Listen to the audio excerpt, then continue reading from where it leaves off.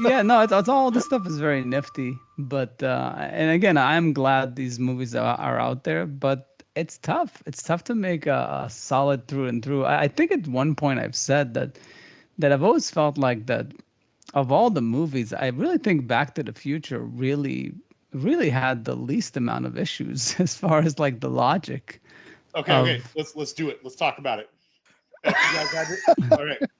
If you guys had to pick, what are your favorite time travel movies? Because Back to the Future 1 through 3, they're all on my list. Yeah, no, definitely number two. Number two I is, love I them. think, my definitely top five. I'm trying to think what else, or what other standout time travel All movies. right, I'll give you my list. You guys tell me if I'm missing anything. Okay, this is not Okay. necessarily in this order. It's kind of the order it came to me in my head, and I moved them around a little bit when I thought some were way better than others. Okay, Hmm. um, Terminator 1 and 2, Back to the Future 1, 2, and 3, 12 Monkeys, Looper, Avengers Endgame, Frequency, which is barely it's kind of a weird, not so time travel movie, whatever. This one, of course, Tenet, Hot Tub Time Machine, Kate and Leopold. Some people, I was trying to find some more, and somebody listed Source Code as a time machine, a time travel movie. I'm not sure if that's I, necessarily time travel, but it's kind of like time travel. I would include it. Yeah. Yeah, I put it near the bottom of my list. And then there's the more mainstream ones like X-Men: Days of Future Past, Star Trek: First Contact, Star Trek 4. Okay, so it is a little interesting just kind of going into this thinking, okay, there are movies that involve time travel, and that and then there are movies that are about time travel. Absolutely. And like Star Trek 4 and uh Star Trek First Contact are easily two of my favorite movies ever. But they're not about time travel. Right, they're not about time travel. Yeah. uh but I mean, the thing is, you could even argue that the Terminator movies aren't about time travel. I think the first one definitely is. Uh, More so, yeah, than the yes, I yeah, mean, second. with the whole ending and the loop and everything like that we were just discussing, that right, one's yeah, pretty much about time. And plus, think yeah, about this, Matt. It's I know obviously there's all that controversy of the short story that it was loosely based off of that they didn't give credit to and whatever. But whoever deserves the credit, it's kind of irrelevant for the conversation. That was kind of like that story is like probably one of the first times where people thought of let's use time travel as like a what's the term they use a retroactive abortion. Like here's your enemy, let's just go back in time and kill them when it's what I'm saying, like that, where they just made the whole story about that. That's interesting.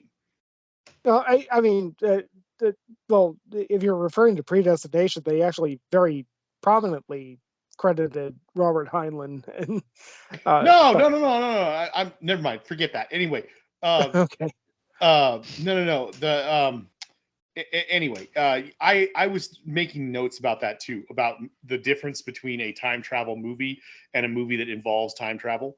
You know, yeah, um, I think like Primer is a time travel movie.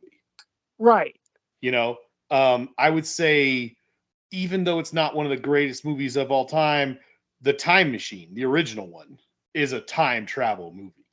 You yes, know, of course, obviously Back to the Future and 1, 2, and 3, Looper is a time travel movie. 12 Monkeys is a time travel movie. Um, right, and then not to another distinction though, not just like Days of Future Past and Days of Future Past is kind of a time travel movie, but Star Trek yeah, First Contact, Star Trek 4, stuff like that, I would definitely say are just movies that have time travel in them. Men in Black 3 is another one. Hot Tub Time Machine is kind of a time travel parody of all, not really a parody, but yeah, a jokey movie based largely off of or referencing all those movies. But I was going to say there's another thing.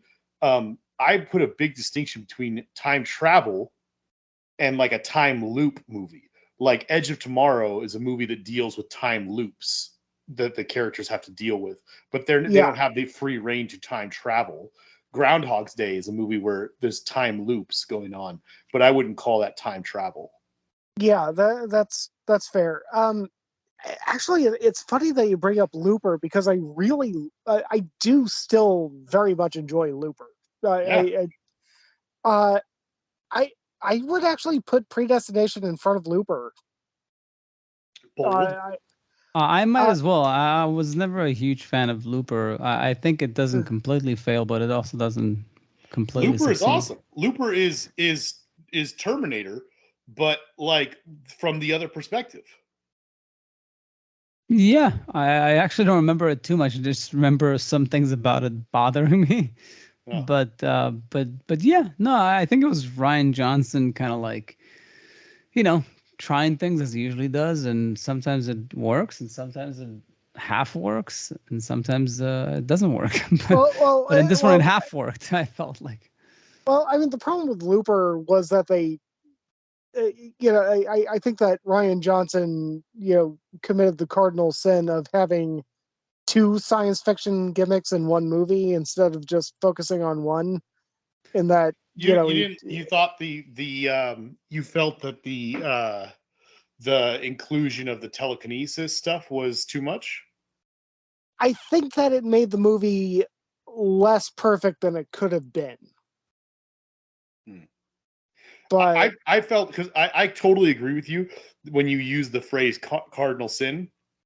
I think yeah, that the if there's anyone out there who questions the validity of this of the concept that we're talking about, of where you're having a complex movie like a science fiction movie, and then you just ask way too much of your audience by just focusing on two big things or three big things rather than one big thing and making your whole movie about it. Like the perfect example of it is the movie Lost in Space.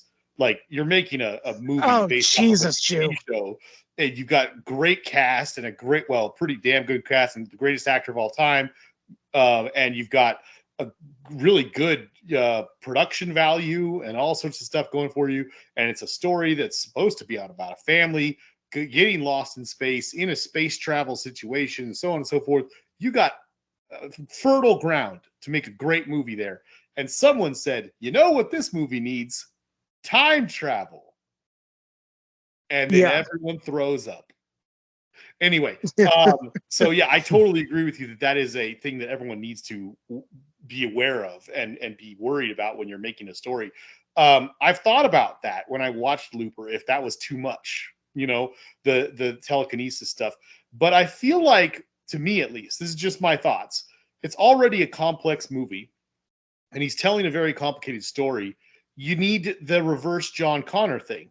Like I said, Looper is Terminator number one in reverse, and so you need as the audience need to accept the fact mm-hmm.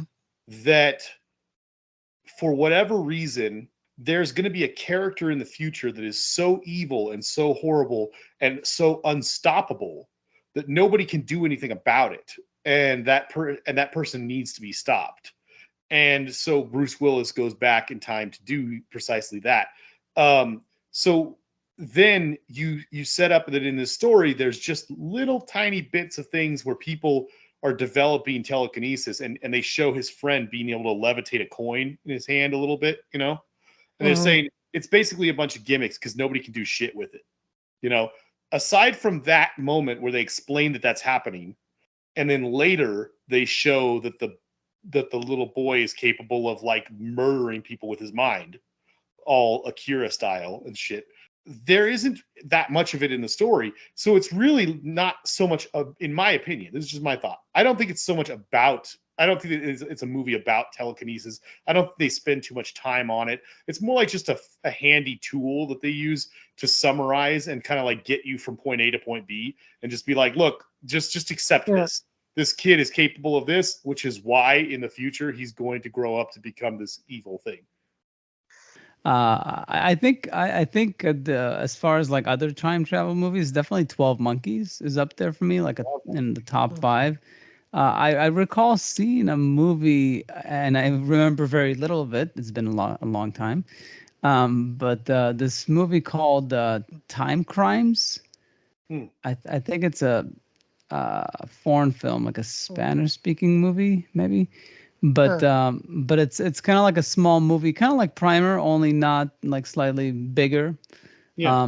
But it's interesting. If you ever want to check out like a mind-bending movie, I recall that one being really like messed up, like Okay.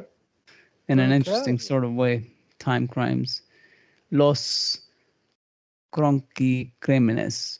Something I think it's in Spanish, but in any case, Yeah. Well, let's yeah. just say that